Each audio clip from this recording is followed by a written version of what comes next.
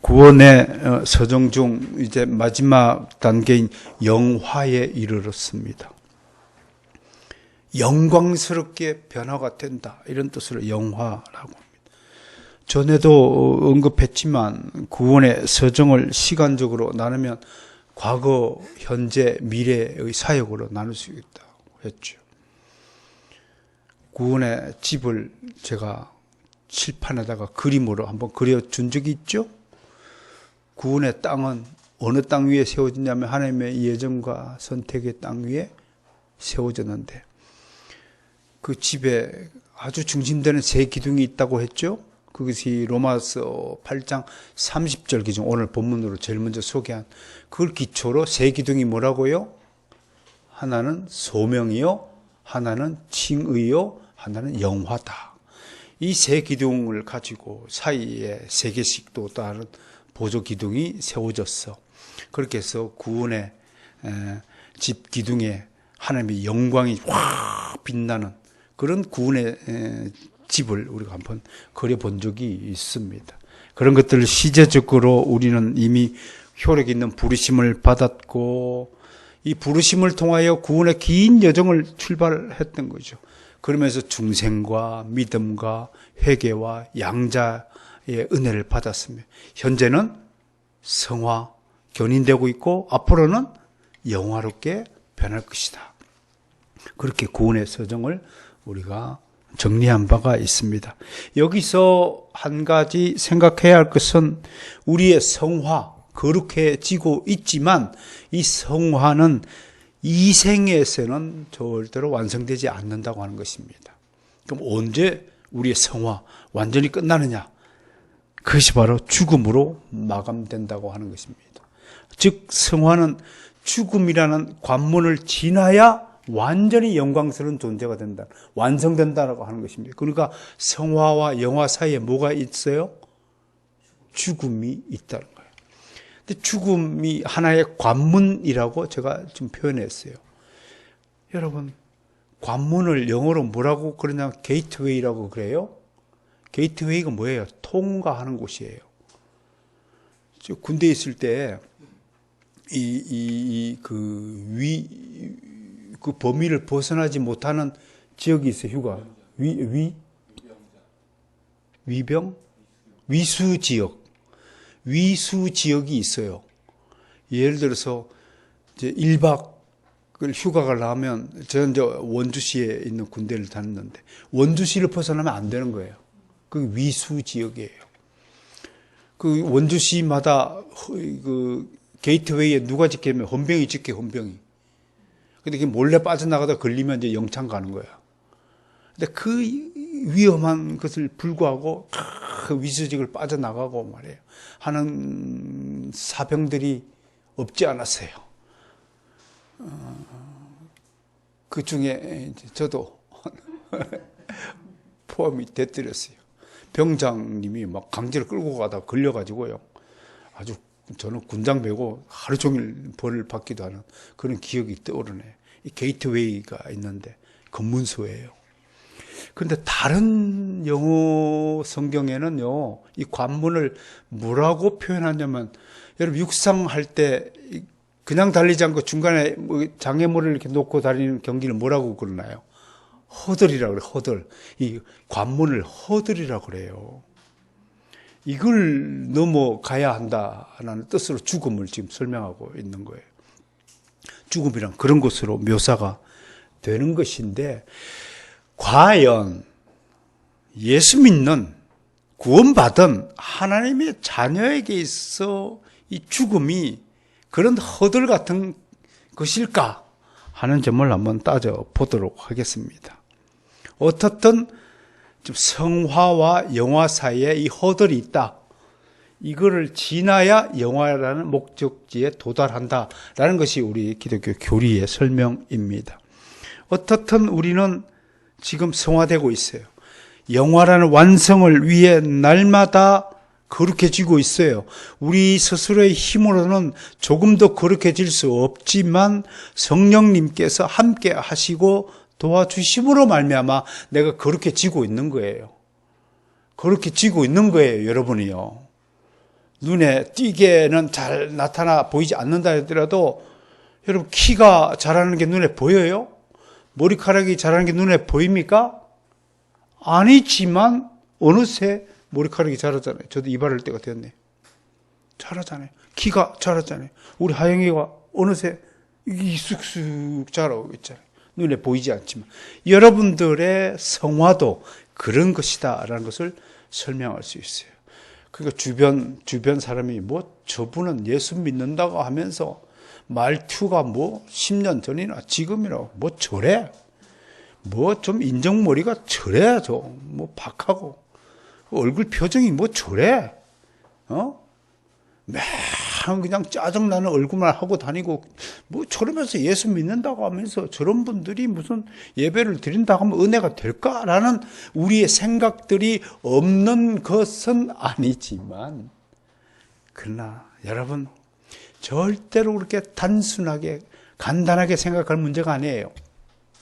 그 속에서 이미 성령의 씨앗이 자라고 있다는 사실을 믿으시길 바랍니다. 언젠가는 그분도 성령의 신비한 역사로 말미암아 거룩한 모습으로 변하여지고 나는 이 불변의 진리를 믿으시길 바랍니다. 그러니까 다른 사람도 함부로 비판하지 마세요. 그건 교만이에요. 하나님은 교만한 자 제일 싫어하시잖아요. 겸손이 그리스도의 인격입니다. 그래서 어거스틴은 천국으로 가는 계단이 3개가 있는데 3개 계단의 모든 이름이 뭐라고요? 첫째도 겸손, 둘째도 겸손, 셋째도 겸손이다.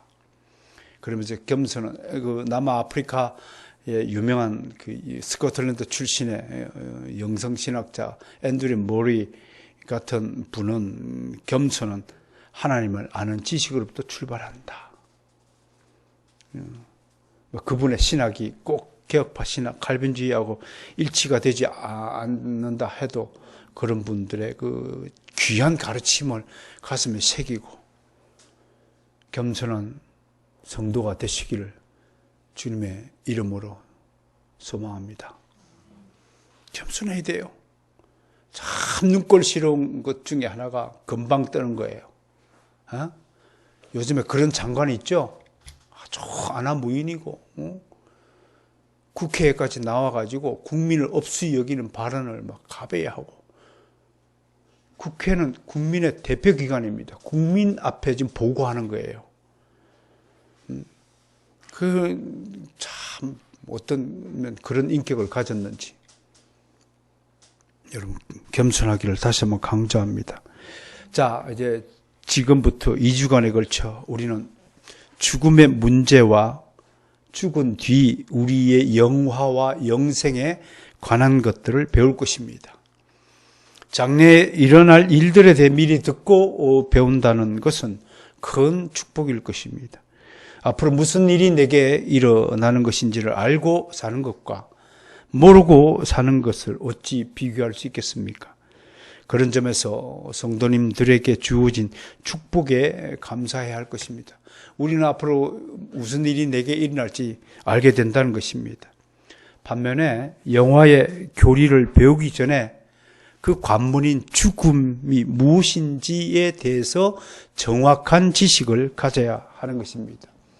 죽음이 무엇인지 모른다면 인생의 향방이 모호해지고 목표 없는 뜨돌이 인생이 될 것이기 때문입니다. 그러나 신자는 죽음이 무엇인지를 알고 사는 사람이다라고 말할 수 있습니다. 아까 오전에도 교리공과 시간에 이야기를 했지만 죽는 것이 무섭다? 그런 생각이 있으면 첫 번째 죽음에 대한 바른 지식을 지금 가지고 있지 못하다. 두 번째 죽음이라는 것이 얼마나 믿는 우리 신자들에게 멋진 일인가를 알지 못하기 때문에 그런 잘못된 생각을 가지고 있다. 이런 거예요. 죽고 사는 것은 누구의 권세입니까? 누구에게 권리입니까? 하나님 권리다. 믿습니까? 그걸 하나님의 주권이라고 그래요. 행복하게 사는 것, 불행하게 사는 것은 누구의 책임입니까? 우리 책임이에요. 우리가 하나님의 말씀에 순종하고 살면 행복하게 사는 것이고, 우리가 불순종하고 죄를 짓고 내 마음대로 육체의 정욕을 있는 대로 다 채우려고 만족하고 사려고 한다면 그 인생 소비적이고 낭비적이고 불행한 인생을 살 수밖에 없습니다. 그러나 생명이 여탈 것은 오직 하나님께만 있습니다. 자, 어느 것을 택할 것인가요? 라는 문제를 생각해 보면, 여러분, 죽고 사는 것은 내 문제가 아니에요. 내가 결정할 문제가 아니에요. 그러니 더 많이 살려고도 노력하지 말고 빨리 죽으려고도 하지 마세요. 그냥 그거 하나님께 맡기세요. 그건 하나님이 알아서 처리해 줘요. 하나님이 이미 내가 언제 태어날까 언제 죽을지를 다 아세요, 모르세요? 다 알고 계세요. 우리가 해야 될 것은 건강하게 살다 가는 거예요. 건강, 그건 우리가 해야 될 일이잖아요. 운동하세요, 제발. 하루에 만보 거닐세요. 주일날 되면 늦잠 자지 말고 아침 새벽같이 일어나서 산에 좀 가세요. 학교에 누가 제일 지각해요? 교장님 아들이, 학교 안에 사택에 사는 교장님 아들이 맨날 지각한대요. 누가 제일 운동 안 해요? 북한산 아래에 사는 사람이 제일 운동 안 해요. 산이 바로 뒤인데도요. 참 신기하죠? 따라서 행복은 가까이 있다. 손을 내밀어라. 붙잡기만 하면 행복이 잡힌다. 그런데 손을 꺼내지도 않아요. 이불 속에 꼭 아이 추워. 손을 꺼내지 않고 뻗질 않아요. 뻗으면 하나님의 수많은 은혜의 열매가 주변에 널려 있어요. 여러분, 이 우리 교회당을 주변으로 얼마나 좋은 환경이 준비되어 있습니까? 어디서 서울 시내 어디서 개천에 물 흐르는 소리가 들립니까? 경국사의 아름다운 종소리가 어디서 들을 수 있습니까? 하나님이 절간을 왜 저렇게 만들어 두셨나 싶었더니 저 종소리가 저를 감동시키는 겁니다. 어디서 저렇게 이름 모를 새소리가, 어저께는 두루미 같은 학이 2마리가 날라와가지고 정릉천을 쫙, 세상에 서울 시내에서 이런 좋은 환경 속에서 살면서 운동 안 하고 자연의 경치에 감사하지 않고 산다는 말입니까? 움직입시다. 휴일 기간에 우리 전동기 집사님 북한산 벌써 2번, 3번 올라갔다 왔어요. 저렇게 빨리빨리 움직이라고요. 자, 어떻든 오늘은 죽음이란 무엇인가에 대해서 좀 알아보겠습니다. 제 나름대로 몇 가지, 한 서너 가지로 정리를 해봤는데, 여러분 오늘 이 시간을 통해서 바보처럼 죽는 것이 무서워서 죽음을 두려워해서 살아가는 그런 어리석은 신앙생활을 버리시기를 바랍니다. 아멘? 죽는 거 생각하지 마세요. 그건 하나님의 몫이에요. 내가 결정할 문제가 아니에요. 여러분들이 이 땅에 대한민국 사람으로 태어날 줄 알고 태어난 사람 손들어 보세요. 아무도 없어요. 흑인 저 아프리카의 쿤타키인데 후손으로 안 태어난 것이 얼마나 감사한 일인가요? 거기 여러분들이 결정하고 태어났어요. 여러분들이 김씨, 박씨, 전씨, 최씨를 그 후손을 가지고 태어날 줄 누가 알았어요? 여러분들이 결정했어요? 태어난 거 여러분들이 결정하지 않았는데 죽는 것을 왜 그렇게 두려워하고 염려해요? 여러분, 저에게 물어보세요. 저는 거짓말 하나도 보태지 않고 죽음이 기다려집니다. 진짜로요. 그 극적인 순간에 무슨 일이 내게 일어날지 정말 기다려지는 거예요. 사고사로 죽든 병원을 앓다 죽든 어떻든 모든 사람이 죽음을 맞이해야 되지만 죽음 그 자체를 두려워할 필요는 없다는 것입니다. 왜? 첫 번째, 죽음은 그냥 이 생의 삶을 마감하는 거예요. 그냥 대학교 다니다가 4년 되면 졸업해야 안 해요. 우리 김보라 양이 졸업했어요. 요즘에 코로나 때문에 졸업식도 희한하게 했지만 또 졸업했습니다. 지금 대학원 입시 준비를 하고 있어요. 때 되면 졸업하는 거예요. 인생학교 때 되면 그냥 졸업하는 거예요. 간단한 거예요. 여러분 졸업 안 해요? 하영이도 좀 있으면 초등학교 졸업하잖아요. 어? 졸업하면 어디로 가요? 중학교 가긴 갈 거예요? 하영이야?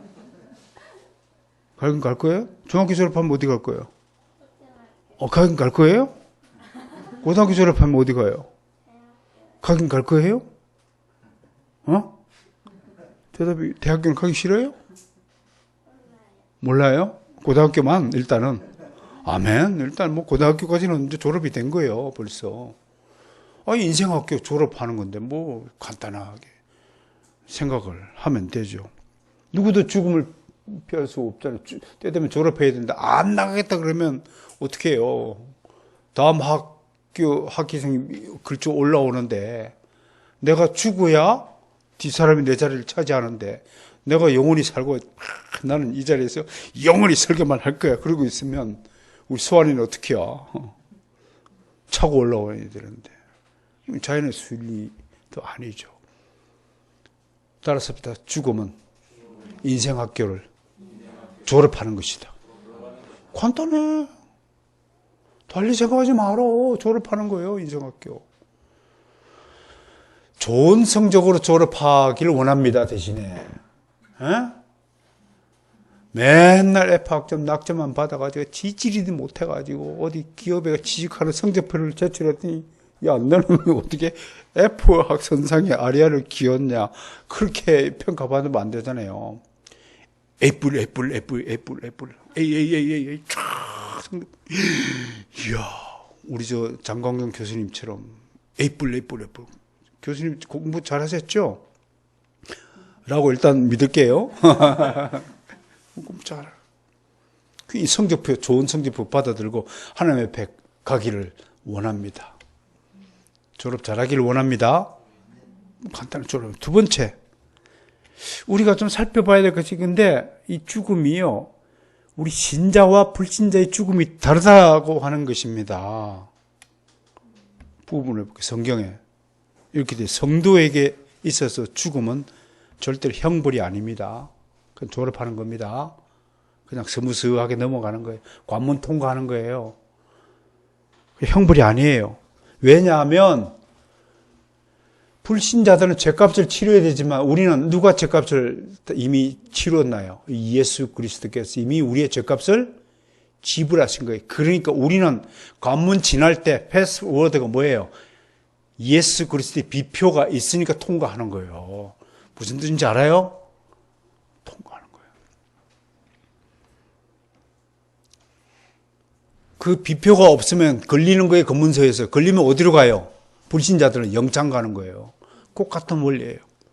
우리는 패스워드가. 사도 바울이 이렇게 되어 있어요. 로마서 8장 1절에서.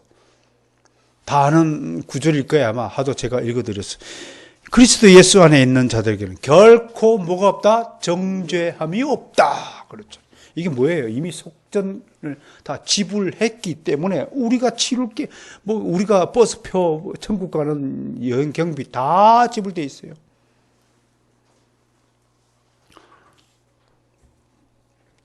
작년인가 재작년인가 어떤 분이 호텔 숙박권을 저에게 주셨어. 꽤 유명한, 속초에 있는 꽤 유명한 호텔. 갔다 왔잖아요. 갔더니 아침밥까지 싹 해결되어 있더만요. 다 지불되어 있는 거니까.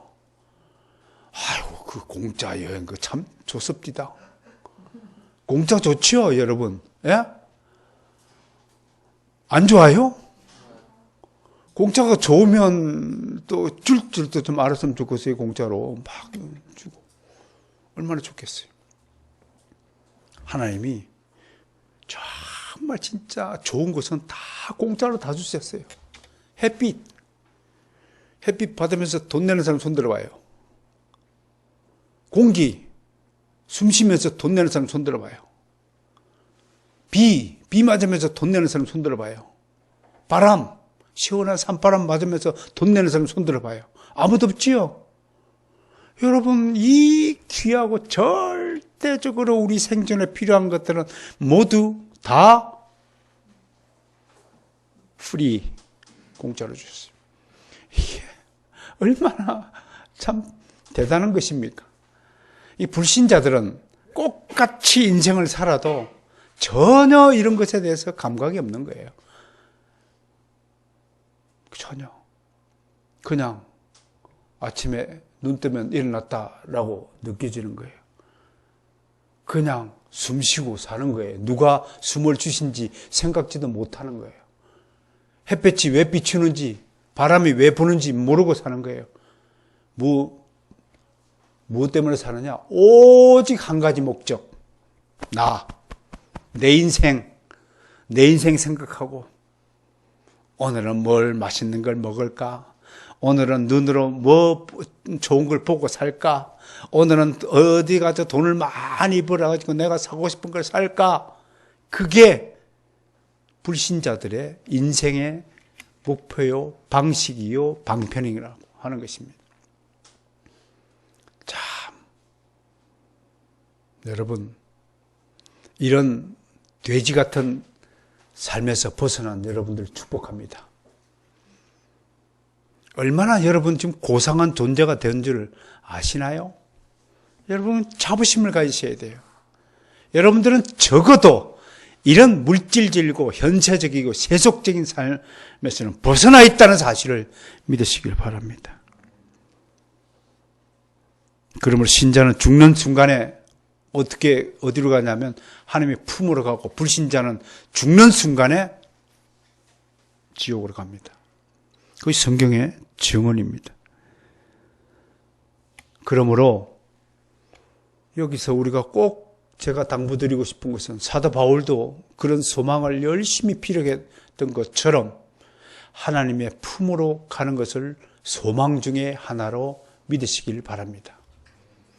사도 바울이 이렇게 얘기했어요. 고린도후서 5장 8절 제가 읽어드리죠. 우리가 담대하여 원하는 바를 차라리 몸을 떠나 주와 함께 거하는 그것이니라. 정말 바라는 바가 뭐냐면 주와 함께 거하는 것이다. 이 생에서는 뭐 부부지간도 있고 사랑하는 사람도 있고 짝도 있고 뭐가 있고 그러자면 다 소용없는 것. 오직 주님과 함께 거하는 것이 최고의 사랑이다. 빌립보서 1장 23절에서 떠나서 그리스도와 함께 있을 욕망을 가진 이것이 더욱 좋으니라. 더욱 좋으니라고 우리말로 이렇게 되어 있지만 최고로 좋은 것이 주님과 함께 있는 것이다. 사도 바울의 증언이에요. 우리의 믿음의 본보기요, 우리 모든 신앙의 핵심을 다 우리에게 증거로 나타내 보이신 그 위대한 사도 바울께서 어떤 인생이 가장 좋은 것이냐? 주님과 함께 거하는 것이다 라고 증언하고 있습니다. 히브리서를 보니까요, 이미 하나님의 품에 안겨 하나님과 동거하는 우리 선조들에 대한 증언들이 있습니다. 12장 22절부터 24절에 보니까요, 이렇게 기록되어 있어요. 그러나 너희가 이런 곳은 시온산과 살아계신 하나님의 도성인 하늘의 예루살렘과 하늘의 천만 천사와 하늘에 속한 장자들의 총회와 교회와 만민의 심판자인 하나님과 온전하게 된 의인의 영들과 새 언약의 중보자이신 예수와 및 아벨의 피보다 더 나은 것을 말하는 뿌린 피니라 라고 하면서 보니까 하늘의 모습을 지금 증언하고 있는데, 하나님 삼위일체 하나님뿐만 아니라 순교자들과 장자들과 의인들의 영들이 하나님과 함께 어울려 있는 모습을 그리고 있는 거예요. 사랑하는 성도 여러분, 여러분들은 죽는 순간에 바로 이곳으로 가게 된다는 사실을 믿으시길 바랍니다. 이게 기독교의 믿음의 위대한 함이라는 사실을 다시 한번 강조합니다. 반면에 불신자에게 죽음은 영벌입니다.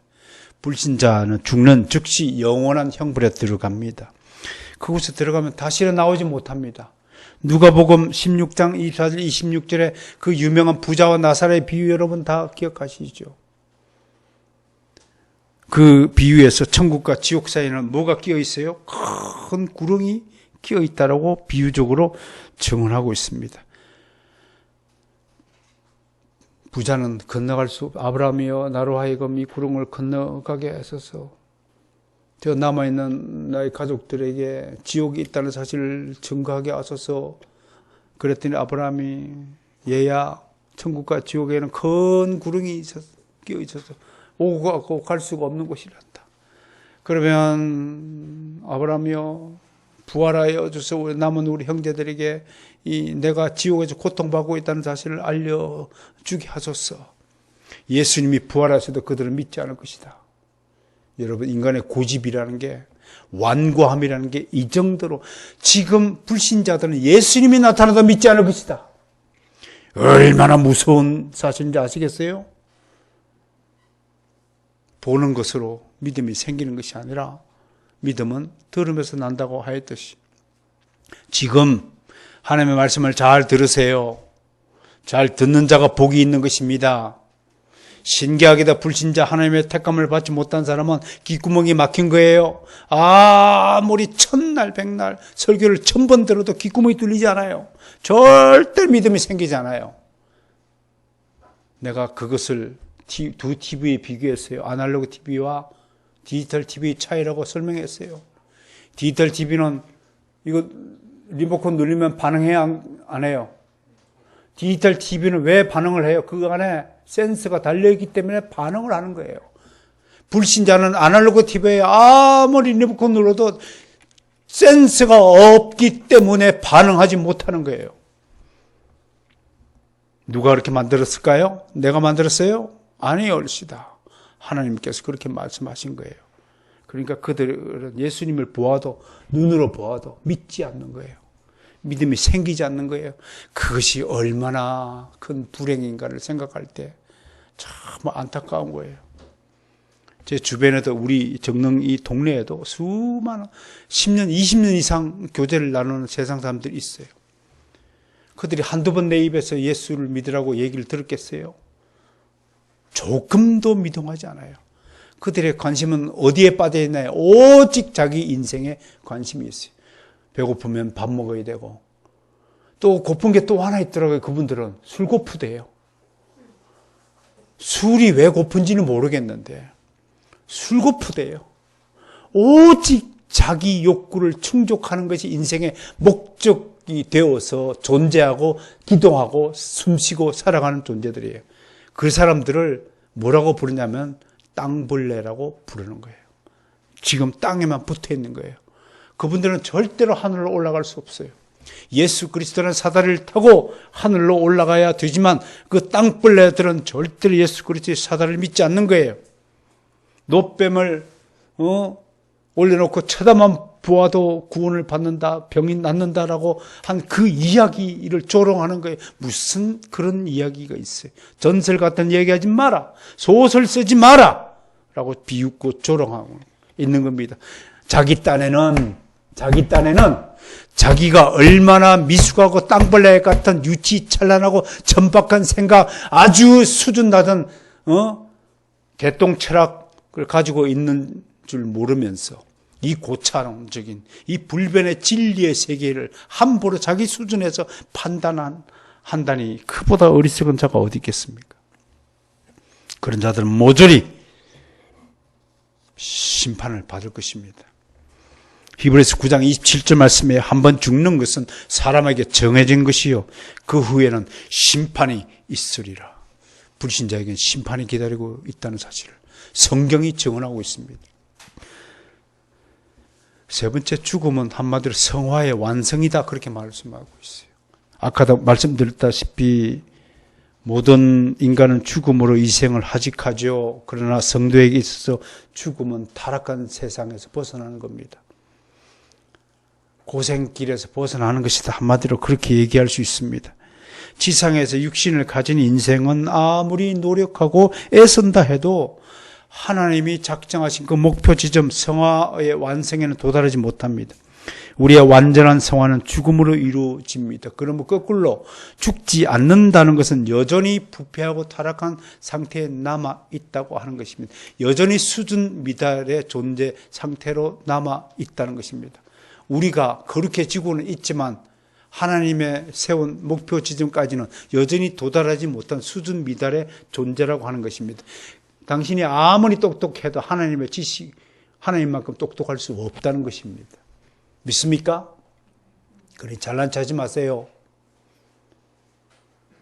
응?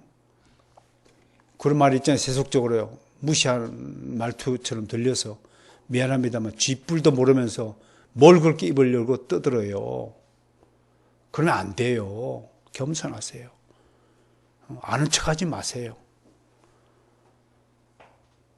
내일 뭐 어떤 청년이 또 전화가 와서 상담하러 온답니다. 나는 오늘날 정말 우리 청년들 염려합니다. 왜?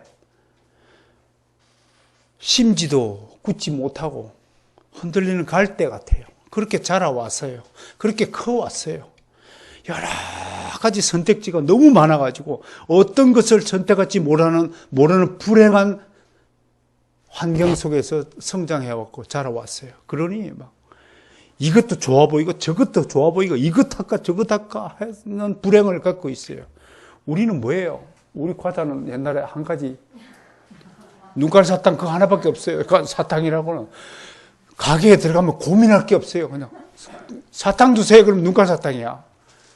지금은 마트에 가보세요. 얼마나 고민해야 돼요. 여러분 선택거리가 많다는 것은 행복일까요? 불행일까요? 불행입니다. 인생이 그렇게 되면 정말 불행한 거예요. 여러분 우리는 십자가밖에 없어요. 다른 선택지가 없단 말입니다. 그것이 행복의 출발이에요. 행복의 핵심이라고 하는 사실을 믿으시길 바랍니다.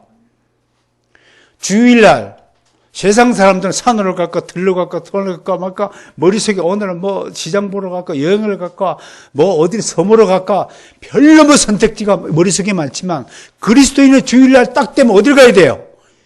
예배하러 하나님 앞에 오야 되는 이 선택지는 아주 불변의 사실이에요. 얼마나 행복한 선택입니까 여러분? 이미 여러분 주어져 있잖아요. 길이요. 좀 행복한 얼굴 해보세요. 하나님 앞에 나온 이 사실이 얼마나 행복한 일인가를 생각해야 돼요. 그런데 엉터리 신자는 아침에 나면 오늘은 주일 예배를 빠져볼까? 오늘 뭐 한 번 안 간다고 하나님이 나를 그렇게 혼내실까? 라고 생각하면 큰 오산이요.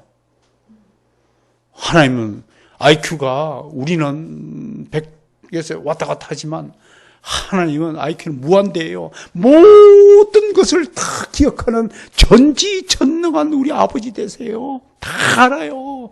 하영이가 지금 무슨 생각하고 있는지 딴짓하고 있는지 다 안다니까요.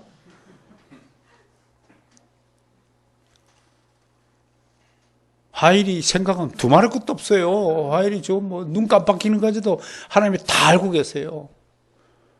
나도 내 눈에도 하일이가 지금 무슨 생각하는지 약간 보이는데 하나님은 오죽하겠습니까?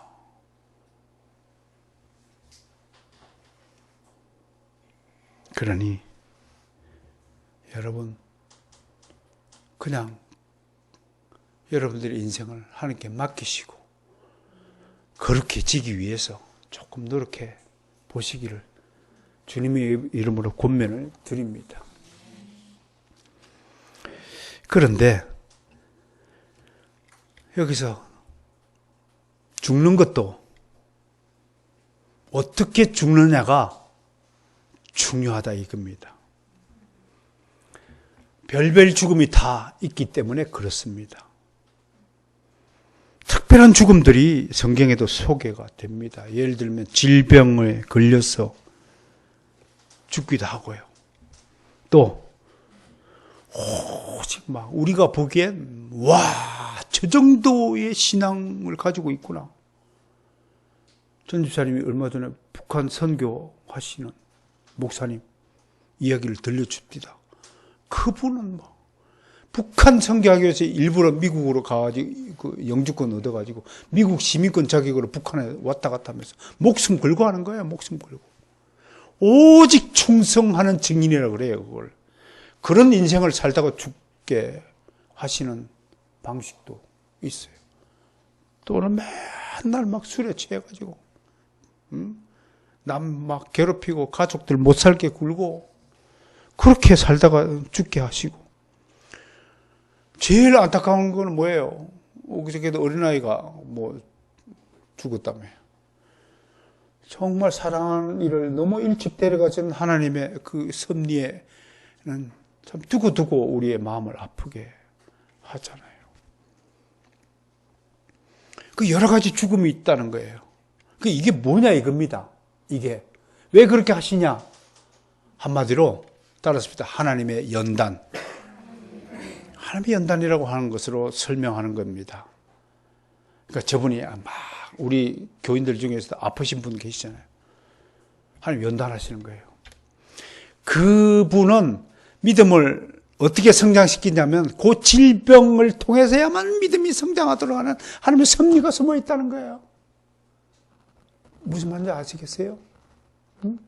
일찍 데려가시는 그 이유도 우리는 잘 모르겠지만 우리는 그 이유를 모르겠지만 하나님 나름대로 이유가 있어서 일찍 데려가시는 거예요. 일찍 데려간 걸 통해 그 아픔을 통해서 남은 가족들의 그 아픔을 통해서 그 가족들이 신앙이 성숙되어지도록 하는 하나님의 섭리의 연단이 그 속에 숨어 있다는 사실을 그것밖에 설명할 길이 없어요. 성경에 그렇게 되어 있기 때문에. 그럼에도 우리는 건강하게 장성한 믿음을 가지도록 우리 나름대로 노력해야 된다는 것입니다. 그래서 제가 여러분들에게 계속 강조한 것은 우리의 건강 관리를 스스로 잘 알아서 해주시기 바랍니다. 왜? 하나님 나라, 하나님 백성에게 게으르게 살 의무가 권리가 없습니다. 다시 한번 분명히 말씀드립니다. 하나님 아까 모두에도 제가 설명했다시피 하나님의 자녀들은 다른 박질하는 인생이 되어야 한다. 땀 흘리는 인생이 되어야 합니다. 거침없이 숨을 몰아치며 살아가는 인생이 되어야 한다라고 제가 강조를 하였습니다. 제가 강조한 것이 아니라 성경을 통한 하나님의 뜻이 그렇다 이겁니다. 십자가를 향하여, 표대를 향하여, 목표를 향하여, 리폼드 센터 10대 사역을 향하여 다른 박질하는 것이 우리에게 원하는 하나님의 인생 방식이다 라는 걸 설명한 바대로 사랑하는 성도 여러분, 절대로 게으르지 마세요. 침대에서 뒹굴지 마세요. 잠은 새에도 게으른 자의 특징이 뭐예요? 침대에서 뒹구는 거예요. 그거 망조예요.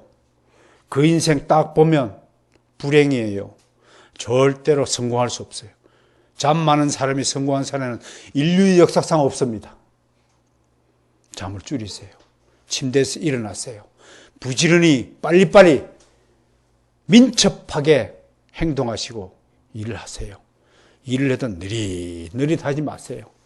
캄보디아 갔더니 집 한 채 짓는데 3년이 걸립니다. 한국인은 석 달 만이면 뚝딱 집을 짓는데 왜 그런가 했더니 벽돌을 1층에서 2층으로 옮기는데 우리는 지게찜 쥐고 하고 올리는데 그놈들은 손가락에 벽돌 2개 끼고 느릿느릿 올라가고 한 번 올라갈 때마다 담배 피는데 30분 걸려요. 내려오는데 30분 걸리고. 그러니까 하루 종일 벽돌 10개 올리면 다 많이 올리는 거예요. 그렇게 게으르니까 그렇게 가난한 국가, 가난하게 사는 거예요. 부지런하기를 권면합니다. 제발 부탁합니다. 여러분 몸을 십자가에 못 박아 육신의 소욕을 못 박아서 육신의 게으름을 다 집어치고 빨리빨리 민첩하게 살아가는 성도들의 인생이 되기를 원합니다. 그 민첩하게 부지런하게 살기 위해서 좀 고단함, 좀 괴로움을 참아야 한다. 성경에도 이렇게 되어 있어요. 로마서 8장 17절에서 우리가 그와 함께 영광을 받기 위해 고난도 함께 받아야 할 것이니라. 베드로전서 4장 13절 말씀에 오직 너희가 그리스도의 고난에 참여하는 것을 즐거워하라. 이 말씀을 근거로 여러분 부지런하게 사는 것을 즐거워하시는 여러분이 되시기를 주님의 이름으로 소망합니다. 아무튼 앞으로 바로선 개혁기의 성도가 되기 위해서는 절대로 늦잠 자거나 게으름 피우거나 하는 사람이 없기를 담임 목사의 권위를 가지고 여러분들에게 명령합니다. 꼭 지켜주시기를 바랍니다. 자, 이제 남은 시간에 죽음에 대해서 다른 주장을 하는 사람들이 있습니다. 이것을 좀 알아보겠습니다.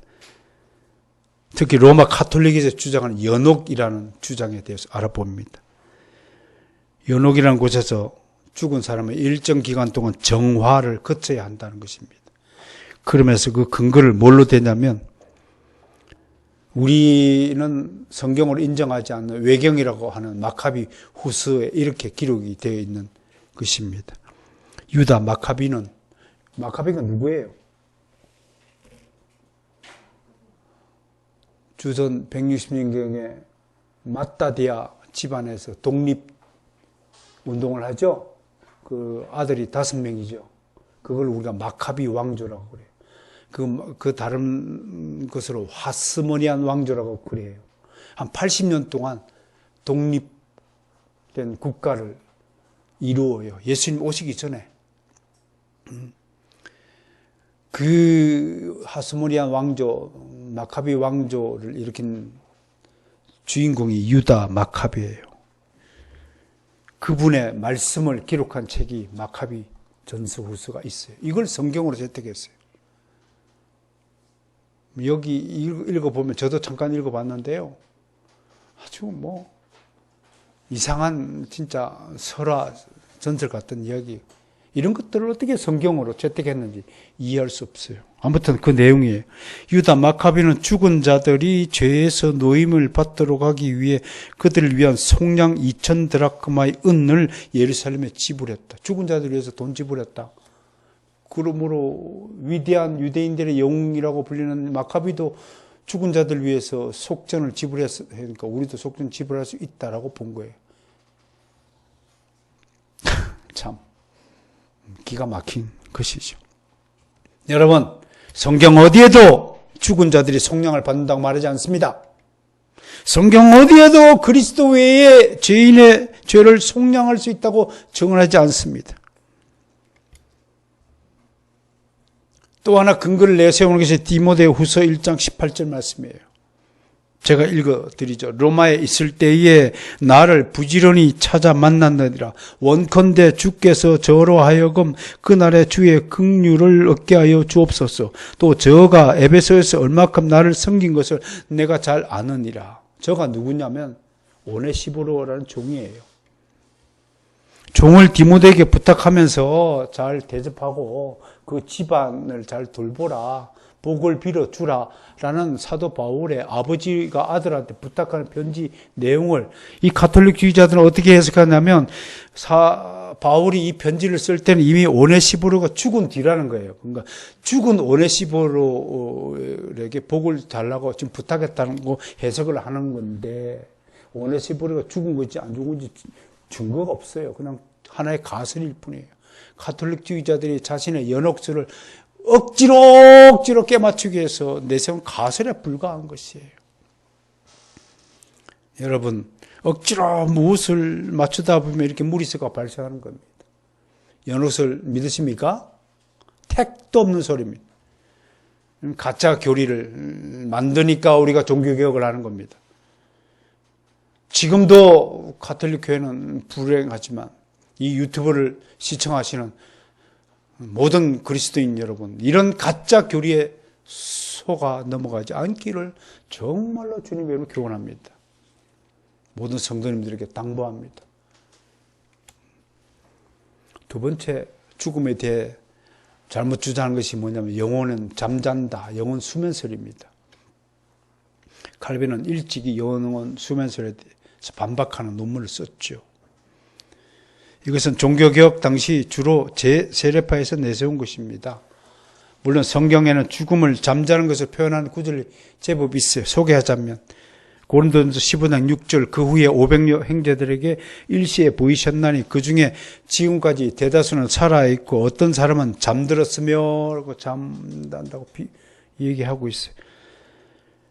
18절에 또한 그리스도 안에서 잠자는 자도 망하였으리라. 20절에 그러나 이제 그리스도께서 죽은 자 가운데서 다시 살아나사 잠자는 자들이 첫 열매가 되셨도다. 그러면서 가장 잠자는 것에 대한 표현의 백미가 뭐냐면 예수 그리스도가 죽은 나사로를 통해서 이렇게 말씀하신 거예요. 요한복음 11장 11절에서 이렇게 표현하고 있습니다. 우리 친구 나사로가 잠들었도다. 그래서 죽으면 영혼이 잠단다고 이야기하는 거예요. 하나님 품으로 가는 것이 아니라 일정 정도 잠자는 거예요. 예수님이 재림할 때까지 잠자는 거예요. 모든 기능을 다 중지하고 잠잔다고. 그러면서 구약 성경에서 이렇게 근거를 대는 겁니다. 시편 6절 5절 사망 중에는 주를 기억하는 일이 없사오니 스올에서 주께 감사할 자가 누구리까 하며 죽으면 다 그냥 의식도 없는 상태에서 마치 우리 마취주사 어쩌면 의식이 없는 그 상태에 있다가 예수님이 재림할 때 깨워서 예수님 영접한다. 이런 것이 영혼 수면설의 논리입니다. 그러나 성경은 분명히 죽는 순간 하나님의 품으로 들어간다고 얘기합니다. 이런 것들은 잠을 잔다고 하는 표현들은 마치 죽은 신자들이 잠을 자는 것처럼 신자들에게 그 일시적인 것이라는 것을 비유적으로 은유적으로 표현한 것이라고 생각을 해야 되는 겁니다. 하나님의 품, 그것이 바로 그 낙원입니다. 그곳에서 우리는 앞서간 허다한 순교자들과 주님의 정언자들이 영혼의 구원을 받고 마지막 날에 몸의 구속을 기다리고 있다고 하는 것이 성경의 명백한 기록이자 정언입니다. 이것을 믿으시길 바랍니다. 사랑하는 성도 여러분, 여러분들은 죽는 순간 주님의 품 안으로 가서 몸의 구속을 기다리는 것입니다. 이제 정리해 보겠습니다. 하나님은 우리 죽은 육체를 버려두지 않으시고 주님의 재림과 함께 다시 떨어져 있던 영혼과 합쳐져서 영생 복락을 누리도록 인도하실 것입니다. 바로 이 순간이 영화의 순간입니다. 가장 신비롭고 영화로운 존재로 변화하는 것입니다. 정리하면 우린 죽으면 영혼은 어디로 간다고요? 하나님의 품으로. 우리의 육신은 흙으로 다시 돌아갑니다. 없어지나요?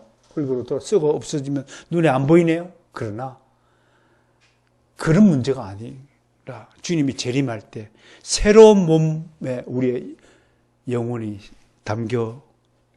담겨지도록 하나님은 설계해 두셨다고 하는 것을 말합니다.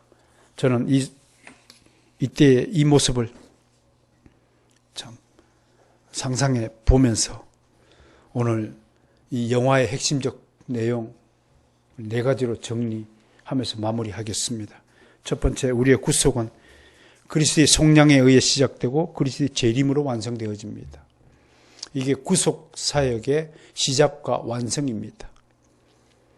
그러므로 구원의 서정은 시작부터 종료 때까지 그리스도께서 하시는 사역이다라고 말씀드릴 수 있습니다. 두 번째, 그리스도는 우리 영혼만 구속하는 것이 아니라 전 인간을 구속하신 것이다 라는 것을 기억해야 됩니다. 앞으로 우리는 정말 주님이 재림하실 때 영광스러운 모습으로 부활할 겁니다. 그걸 우리가 부활체라고 합니다. 개인적으로요, 저는 좀 어떤 모습으로 내 영혼이 어떤 새로운 그릇에, 지금은 이 그릇에 지금 내 영혼이 담겨 있는 것이지만 저는 좀 소원이 하나 있는 것은 새롭게 변화된 그릇에는 눈이 좀 큰 얼굴을 가졌으면 좋겠습니다. 그래서 그 멋진 그 그릇에 이 영화롭게 변화된 제 영혼이 담겨지기를 원합니다. 그럼 여러분들이 못 알아볼까요? 너무 잘생기시면?